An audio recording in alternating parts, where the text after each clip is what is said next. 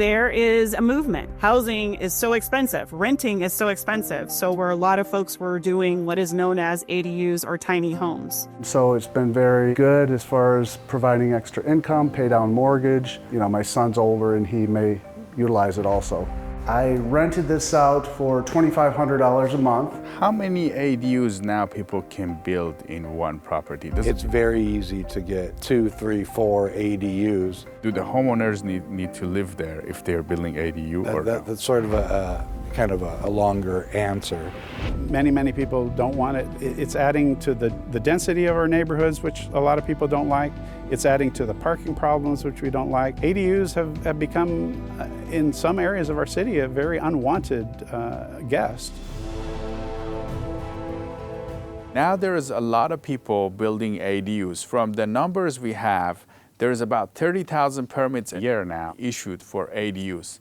That's about 30% of all the housing that's built a year. Catherine, you have been in this space for a few years now, right? Can you tell us what's going on with this trend? Oh, wow. Well, it is like fireworks out here in the state. I have seen it more from little homeless carts, people referring to it as tiny homes on wheels, really seeing it take off like wildfire in Northern California and ultimately trickle down into Southern California, where everyone is interested in building an ADU, whether converting that underutilized space of their garage, taking a small space within their home and turning that into a JADU.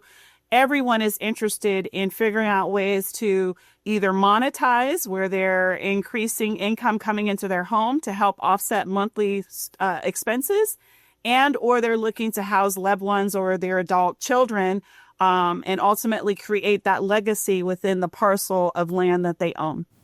And how many can people build per parcel? In some areas, you're able to build up to 2 or 3, depending on where it's located. For instance, there was a property within the Pomona areas in an agricultural residential area, and it was about an acre.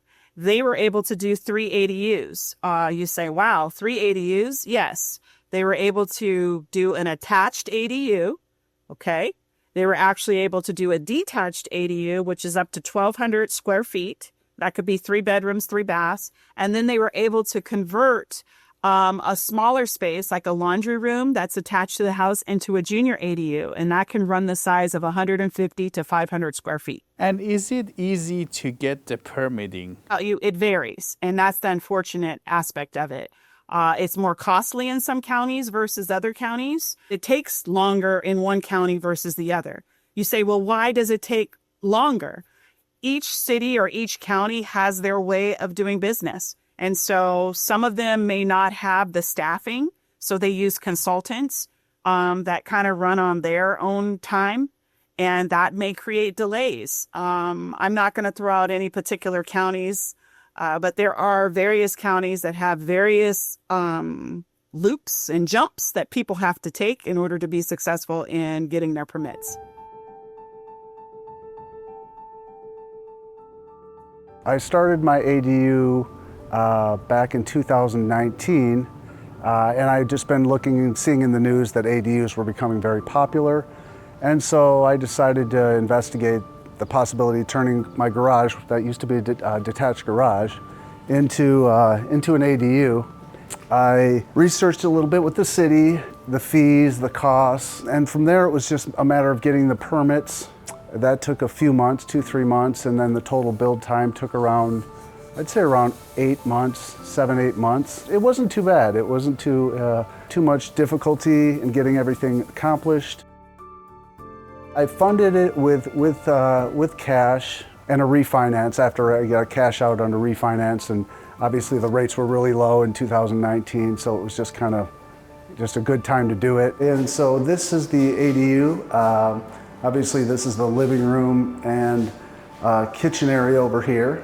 I rented this out for $2,500 a month, and it comes with a 1 bedroom. And of course, so there's the bathroom over there and the washer dryer. And as far as parking goes, we designed it so that this gate came back enough so we could fit 2 cars tandem in here, so that the tenant we'll be able to have parking that's not on the street. The whole investment cost me approximately $165,000. That includes all the labor and materials and everything like that. Fees, city fees, school fees, all that kind of stuff was included. So Sam, you have been building a couple of ADUs. Can you tell us what was the process like for you? I've done one in Fullerton and Whittier. It was a little bit different, a little more cooperative in Fullerton than Whittier.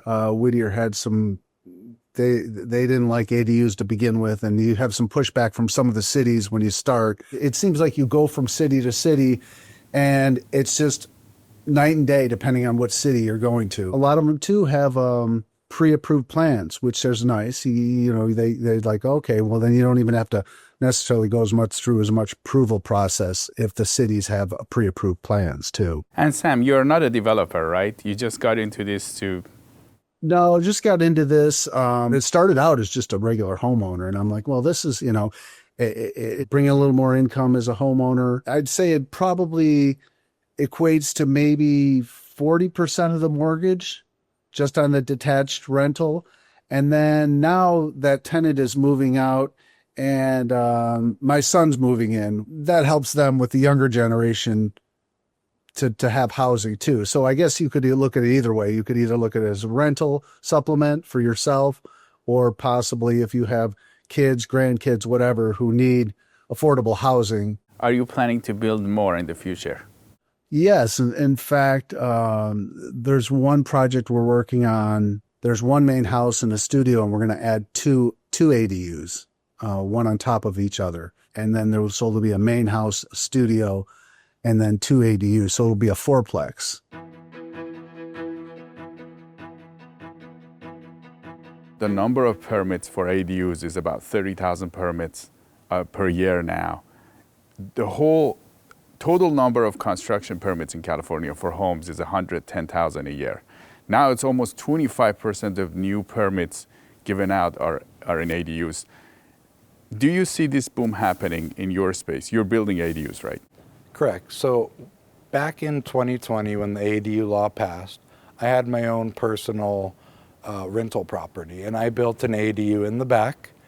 And then the neighbor saw what was going on. I showed them, hey, I'm going to collect X amount of money per rent on this. They saw that it was just a neat little house in the backyard of a pretty large property. We added extra driveway. We really did a great job on that. The neighbor said, well, I would like one. Well, that neighbor turned into, basically their friends and their family. And I would say within 8 months of me building my first ADU, I've switched my business to full-time only ADUs. Because you were doing you were doing remodeling, right? I was doing remodeling, I was doing kitchens, additions. I'll still occasionally take on a kitchen remodel because I like working on that design aspect of it. But I would say 95% of my projects per year are ADUs. I mean, that's what we specialize in. All of my workers, I'm up to about 60 employees. So how many have you built so far? I'm probably up to about 60 ADUs now. Last year I completed 25. I think I'll do probably 32 this year. I'm choosing a little bit better, maybe customers that align with me. So I feel like next year I'll be probably down to 25 again, which I'm very happy with. How many ADUs now people can build in one property? Does it depend on the city, or it's everywhere in the state now? They can build a certain amount. Well, it is within the state. There's a minimum, and then cities are allowed to ease those restrictions. So say Long Beach, it's very easy to get, 2, 3, 4 ADUs in certain properties. So we have to apply an SB 9 lot split, which technically doesn't split their lot legally where they can sell them separately. But we apply that law to the ADU law to get multiple ADUs. I mean, it's kind of a workaround, that the city is familiar with because that's a part of the intent from the SB 9 law. But it's kind of you got to play the back and forth with them to meet their requirements when you do that. So you can do up to four in Long Beach or even more. That's right, yes. And what about other cities? Is it similar across Southern California, or is it different? Getting 2 ADUs or even 3 is fairly simple now across most single-family zoned houses. Now, if we're going to talk about multifamily, you can have up to 8 ADUs. If you have 8 units, you can have up to 8 detached ADUs. So if you have multifamily, you can have as many as you already have. That's the law. And of course, there's certain requirements to fall in there, but in general, it's not too difficult of a process to match the number of units with ADUs. Do you have a requirement on how much land you have, how big your lot is to be able to have 3 more units? Well, 3 units, yes, you're going to need a bigger land space. So with my customers, it's generally a smaller house that's positioned more towards the front of their property. They'll generally have a 6,500 to 7,500 square foot lot with maybe a 1,000 square foot house. If we're going to get up to 3, one of them may need to be converted from a patio space or something that's already existing, and then we could build 2 500 square foot or 2 750 square foot ADUs in the back. They could be one on top of the other, which helps a lot. There's a lot of different combinations, but in general, 6,500 square feet is kind of the minimum ideal lot size. And what about the cities and permitting? Is it pretty straightforward? You just can walk in and get the permit, the cities have no say? They are difficult in some cases, especially when adding multiple, if you don't already know what they're going to be asking for. Because your correction list, so you'll submit the plans, they'll review them, generally within maybe 3 to 4 weeks, they'll send the first review. And if you have a correction list with 80 different things, I mean, it's going to take a long time to fulfill all those. But if you already know what they're going to ask for, civil surveys for property lines, things like that, as long as you're familiar with what they're going to ask and you kind of jump on that, it really streamlines the process because you're making their job easier. The more that we're able to submit the first time, the lot quicker things go. And how long is usually the response? Is it a month or 2 to get the permit, or is it longer? One of the new laws states that the city has up to 60 days to approve an ADU. However, that's just correction time within the city. We generally, from the time that I meet a customer, take measurements, discuss their wishes. I'll have one of my architects there with me.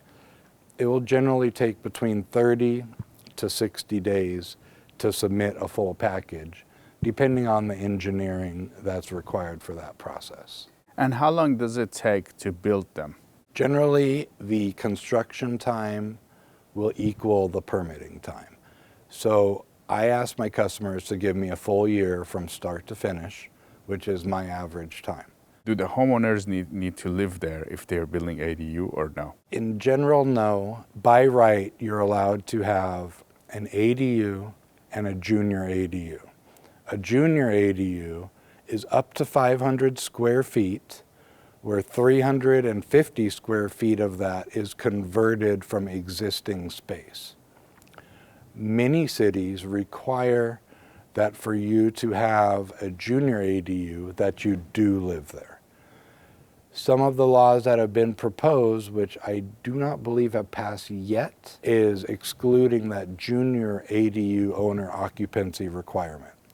For all standard ADUs, you are allowed to rent out without living there across California. Another question people have is, what if they have built illegal ADUs? Can they convert them to legal ones? So, and that's another law that just passed that is supposedly makes it easier. The basic law says as long as it's safe, you can convert illegal ADUs to ADUs.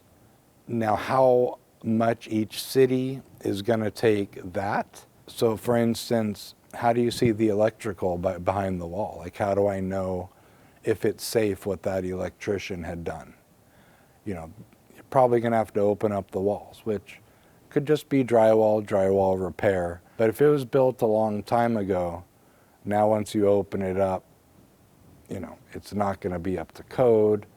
So it's still a little city, and even more importantly, inspector, for each city inspector when they come out to make that determination. Is there a lot of that? Is there a lot of that in the market? I get those requests, and I definitely have to explain to them, you know, it's very possible we can get this up to code for 35, 45,000, but you need to be prepared for 90,000 also. Some people are concerned that this might change the characters of the neighborhoods in California. What are your thoughts on that? I am very sympathetic to that. I do my best to do responsible building. We always want to match the aesthetics of the front house to the back house. We want to do the same colors, same tile, if it's tile roof, shingle roof. We want to match the house that we're building on. So I think that's one of the biggest things, that we're not just having ultra-modern ADUs that are 2 stories in the back. You know, if it's just a very standard craftsman neighborhood. And most cities, they require that anyways. So if there's exterior siding on the outside, like a wood siding, you'll have to put siding on the ADUs. So that keeps within character of the neighborhood. And that's important to me. You know, I don't want to do anything that's going to stand out and people drive by and say, oh, wow, that's ugly. 2-story ADUs, because of some of the new laws where you can have up to 18 feet in height of an ADU, allows us to build 2-story now. And I know that's a concern for a lot of people. And again, I will do things like plant trees that will grow tall if it's you know, near a property line. I'll not put windows on certain property sides if it's overlooking somebody's house. So we'll do what we can do to mitigate that. But again, California needs housing. It's the owner's property. They're allowed to do what they want to their property. So I'm also an advocate for them as well. You know, but again, we do what we can do to make it responsible. We want them to have good renters if they're going to rent it out. And the renters, you know, they're allowed to make their decisions based on design style, and they can be picky as well. So we guide them towards what's good for the neighborhood, what's good for them, and what's good for the renters. And also, I'd like to thank you again for the opportunity to have me on your show. I've been on a numerous amount of times now. I've had several people contact me saying, hey, I saw you on California Insider. I feel like we're aligned in some of the maybe design aspects or just a responsible building. So I'd like to offer some special incentives to your viewers. So if anybody would like to contact me, I'd be happy to go out to their property and discuss some of those items. Well, thank you for that. Now, in terms of responsible building, is this common in the ADU development? Because we've been covering the scams. There's a lot going on. In construction, there's in general a lot of scams, but is this common? Well, unfortunately, that is common. The bond that you guys have, the state bond you have, is only for $25,000, right? And a lot of people that sign up, they spend a lot more. And if a contractor doesn't deliver, they can't really go after you guys. Do you think the state should change that? Well, I think that a $25,000 bond, you're correct, does nothing.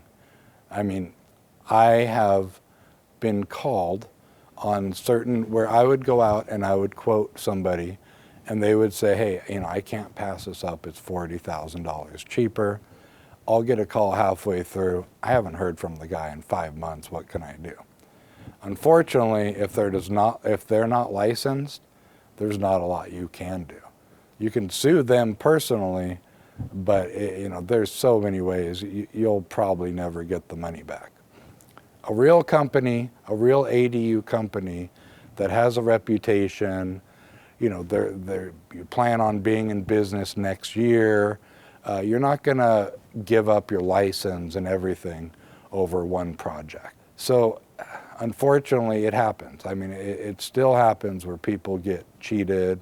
They might put too much money up front, load all of the payments on in the very front, and then the contractor gets in trouble and they don't have money at the end to finish.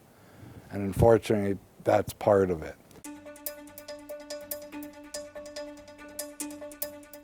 Can you give us some examples of how these scams work or what you've seen? We see entities who say, get an ADU built and no payments at all for 12 to 24 months. We'll help you build your ADU from A to Z.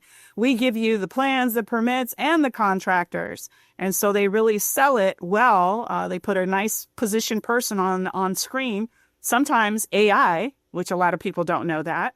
They use a lot of social media. They use TikTok. And when the offer is come to the buyer, do they get money from the buyer and they disappear? Can you explain to us how these work? So if you have examples of them.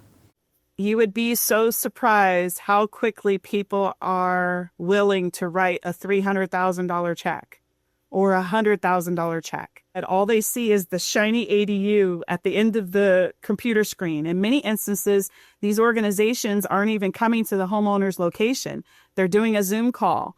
They're showing elevations that are in a 3D facet, and they're showing them everything and giving them everything they want to hear and telling them, oh, we can get it done quickly. And they approach these homeowners by saying there is no payment, but then they get them to write a check? Unbelievable. So what we have found is with a group that was down in the San Diego area is they were able to figure out a loophole with regards to solar financing. And so consumers had no idea that they were taking out personal solar loans. And people thought they were getting ADU financing, and ultimately it was home improvement or solar financing. And those funds, unfortunately, were sent directly to the contractor in this instance. Another group up north was able to basically pitch ADU product, turnkey, A to Z will complete your project. And because people are so interested and don't understand the laws, know that they are not supposed to write a check more than $1,000 upon signing a contract. And then once materials are delivered to, potentially write an additional check. And is there a way for these consumers to recoup the funds they lose to the contractors? Unfortunately, no. In many instances, these individuals that are preying on folks may not be licensed. So who do you go after if that person wasn't licensed? They've got a fraudulent business that they've set up, or potentially they're having the checks written in a name. You say, well, wait a minute, it's just another identity. They have a bank account established and they're able to cash the check and or receive wires. On the flip side, you have contractors that are licensed that are doing the work or take on an ADU project with full intentions of not completing the project. Because I've had contractors who I've called just as a courtesy to say, hey, maybe there was a misunderstanding between you and the homeowner, why the project's not completed, why we're almost at completion. And the contractor has basically said, I don't care.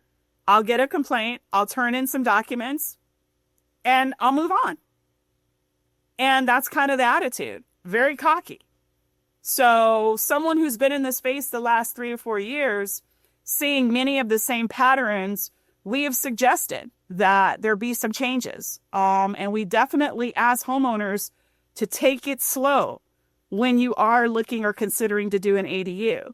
Though HPP Cares does not have ADU grant funds at this time, we suggest that you call us just to simply get a few questions asked. Can I do an ADU? Where do I start?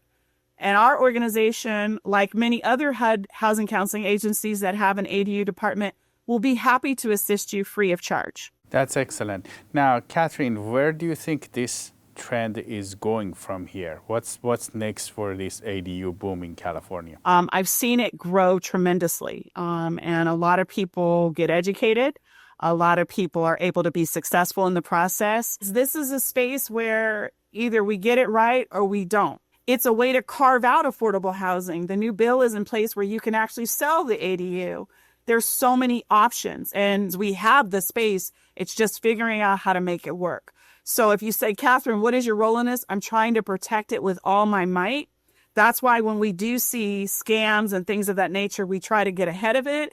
We try to talk to the regulating bodies to say, hey, these are the things that need to change and or be improved so that we can continue to see ADUs as a success. Do you see any pushback from the neighbors because of parking issues and congestions? Yes, we have a lot of people that want to push back on ADU processes. And sometimes I wonder, even at a city level, if that's the case as well, because of the delays that come with the permitting process. But unfortunately, yeah, there are a lot of people who find that it'll be congestive to their neighborhood. It'll bring down their property values because ultimately you're renting the space to maybe someone who doesn't look or feel the part. There are some higher net wealth areas that we do see a lot of pushback because they feel that if you allow ADUs in, you're allowing people who don't belong to the community. And that's the unfortunate aspect of it. We're with Mike Griffith with Torrance. You were former Torrance City Council member. You're concerned about this ADU boom that's happening in California and the SB 9, so people being able to split their lots. What are some of your concerns? ADUs started to come into play in probably around 2018, 2019 is when I first started to hear about these ADUs. And ADUs were something that had been illegal in R1 zones in our city in Torrance. And for instance, people couldn't live in a garage. That was illegal to have a residential unit in what was previously created as a garage. But all of a sudden, our city is asking us to pass a new ordinance for our building codes to allow conversion of our garages into living spaces. What's going on? Why are we doing this? What's the purpose of this?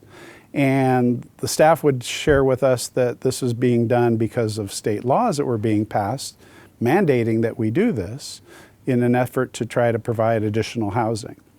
Well, the concept is good in that, yes, having a small unit, maybe for your relatives, your parents or something like that, is kind of a nice option to have in your property and within reason. Well, what happened is that these ADU laws kept getting modified and modified over time to allow multiple ADUs on a formerly single-family home property.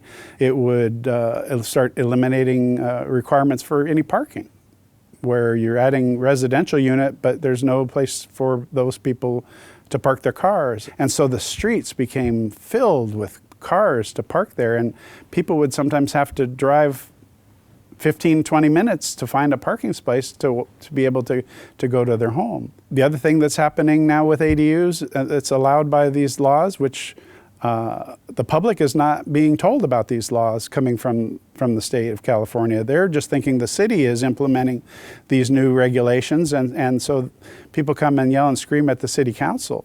And so all of a sudden now I can have a detached garage, and all of a sudden I'm going to build a second story on that garage to make it an ADU.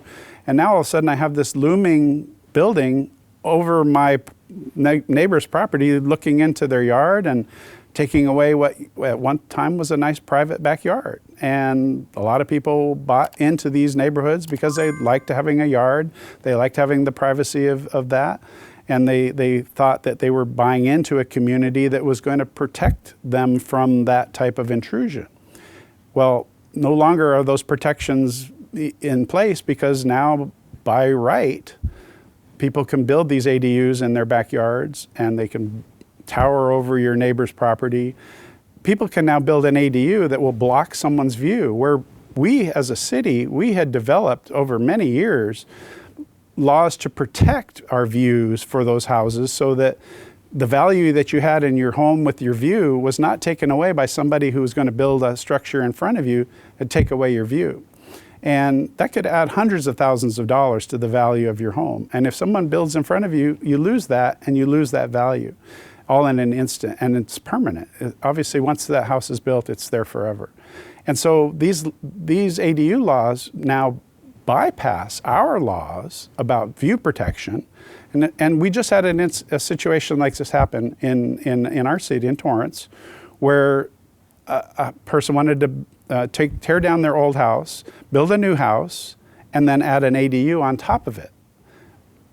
That's what they were calling it, but we all believe that it's more than likely they were calling it an ADU to allow the law to allow them to build a second story, which otherwise we would not have been able to do because it would block their view, and our laws would have prevented that. But the ADU law allowed them to do that without any regard to our laws of view protection. And so now these people that were living behind this home are going to lose their views, they're going to lose the value in their properties, and all at the benefit of these state laws to allow these ADU buildings virtually unregulated. And I mean, yes, there are basic regulations, but there's no public scrutiny anymore. It's all ministerial approval, and it's adding to the density of our neighborhoods, which a lot of people don't like. It's adding to the parking problems, which we don't like. And so ADUs have become, in some areas of our city, a very unwanted guest. But the public is generally not really knowledgeable about why are these ADUs being allowed in the first place.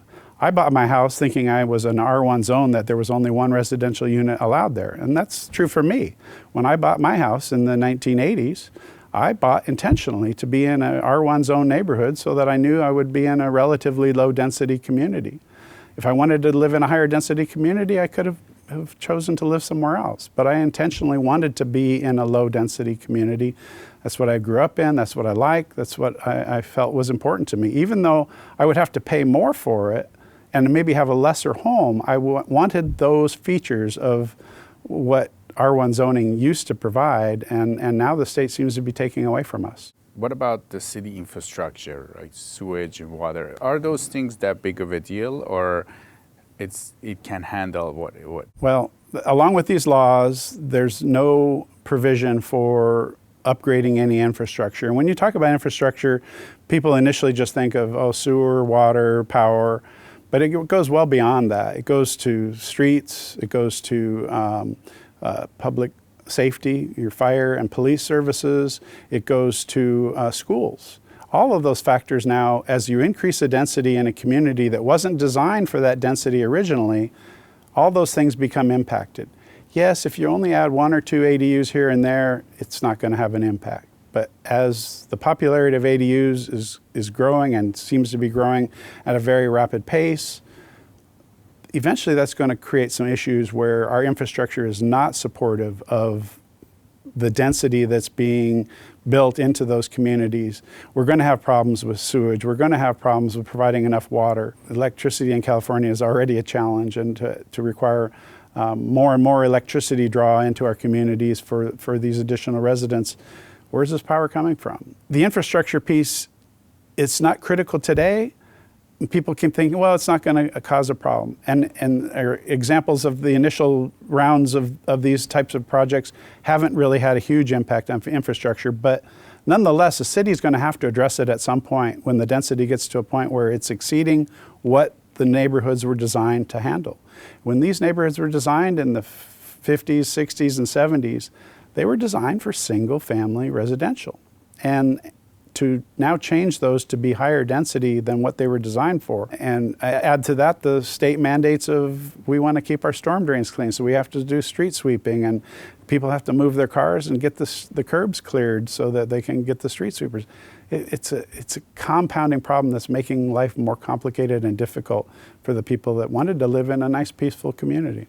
Do you think a lot of people will build? Because when they were proposing these laws, now there's a lot of people developing them, but is a certain number of units that will be built based on their projections. Not everybody's going to do it, right? No, of course not. Not everyone's going to do it, of course. But what I'm seeing and what I've seen in our community is that a lot of people are doing it just for the dollars. They want extra money. And I'm going to be critical. I think some people are doing it just purely out of greed, that they want the extra money, and to heck with what's going on in the community. And so I think there's a lot of that.